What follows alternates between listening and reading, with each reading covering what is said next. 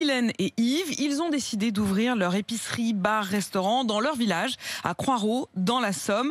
Ils ont ouvert juste avant le confinement, sacré pari, en ces temps où la tendance est plutôt à la fermeture. Mais ils se sont adaptés et ça marche. La partie brasserie reste fermée, l'épicerie, elle, accueille les clients.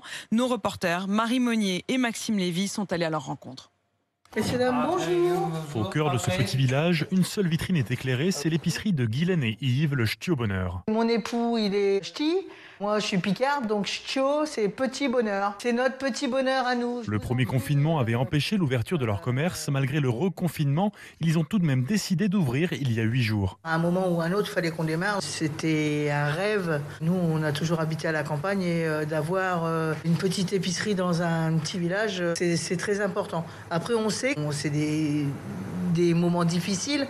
On se lance, puis on verra bien. Cela faisait 2 ans que le village n'avait plus de commerce alimentaire. Guylaine et Yves proposent des produits de première nécessité. Du sel, du poivre, de la farine, du café, des produits de tous les jours. Ainsi que de bons petits plats à emporter. Aujourd'hui, j'ai cuisiné des pâtes à la carbonara. Demain, ça sera andouillette sur lit d'oignon. J'aime faire à manger.